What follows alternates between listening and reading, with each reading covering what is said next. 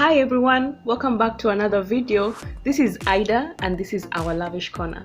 So as promised in my last video, today I'm going to show you how I DIY'd some of the decor items that I used in my last balcony makeover. For those that have not yet watched the video, kindly check on the link below and the description box to see how it all went down. So for my first piece, I wanted to recreate this bohemian looking plant holder. I think it really stands out in any space. For this, you'll need a container where you're going to put in your plant. I got a big one because I'm doing a big plant. Some rope, this is for tying around the container. Some white spray paint.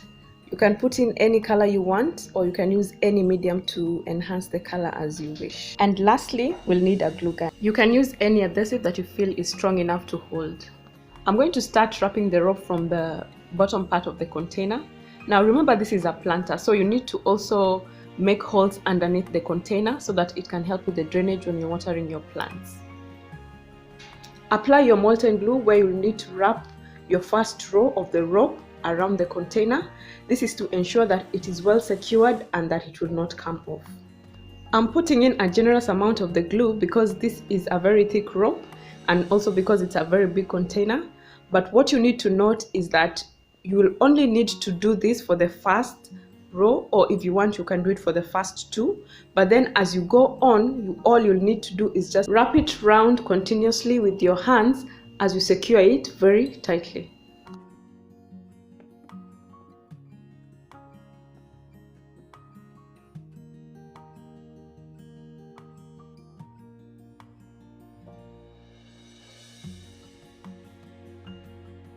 As you go on, just make sure you push the ropes together so that you avoid all those spaces that are in between, so that at the end of it you have a very neat basket.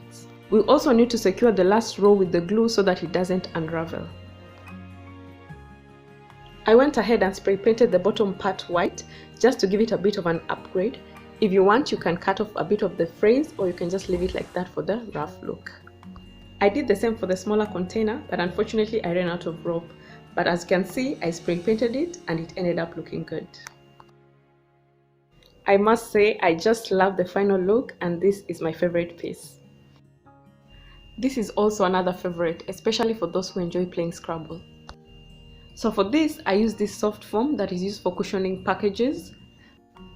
I cut them into square shapes and spray painted them gold. Please be careful when you're spray painting. Ensure you use a face mask as the fumes are not very friendly. Let the paint dry and air out for some time. Once dry, you can outline the letters or the shapes that you want. As you can see, I'm using my eye pencil, guys. I'm not such an artist, so here we just wing it and make sure you have perfect lettering. I used black oil paint just to fill in the lettering on the canvas. Doesn't have to be perfect. If it looks good to you, then it's okay.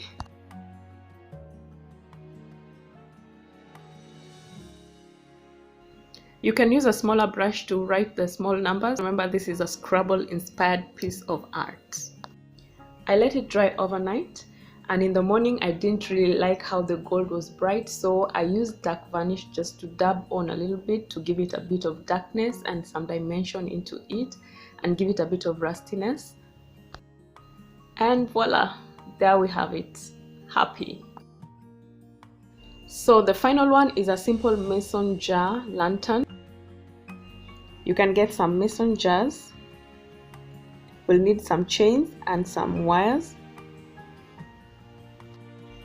Measure the wire across the rim of the mason jar. Give it some space where you can be able to cut and fold. When you're folding, make sure it holds tight to secure on top of the rim. Nail 2 holes on the lids. Now take the more malleable and softer wire and measure along and around the jar so that you can have the length that you need. Now once you have the length, you can fold the malleable wire as many times as you feel would be strong enough to hold along the length of the jar.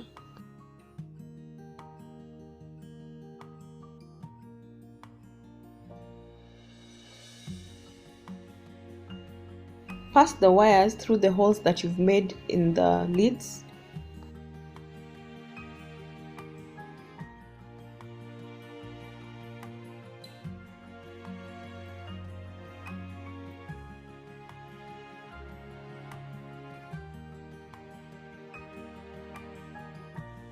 At this point, I'm just going to try my best to explain it to you, but as you can see from the video, try and secure your jar using the wires that you have made, the one across the rim and the one that you folded along the jar. By folding it across, make sure you insert the chain to be able to support it on the wall as well. So just wrap it around and hold it tight and just make sure it holds so that the jar does not fall off.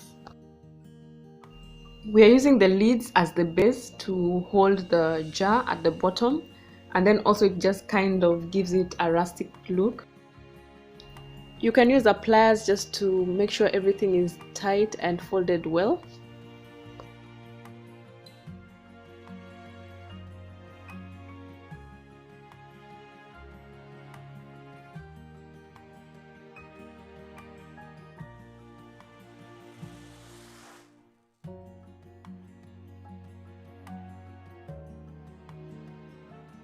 I'm using some soft wire just to secure it also around the rim so that you can have it more stable. We are done with that, so we just garnish it with a bit of pebbles. As you can see from my second jar, I used rope, and I think it also holds very well, so you can still also use some rope if you want. And we're done. You can put in some tea light candles. You can use fairy lights. I think they would also look nice with this. Even the rechargeable candles are also good. I had some holes drilled on the wall to secure some hooks where I used the chain to hang the lantern. So when you look at it on the wall, it reflects really well at night. So thank you everyone for watching. I hope this was a fun experience for you. Kindly remember to leave your comments down below, subscribe and share. See you!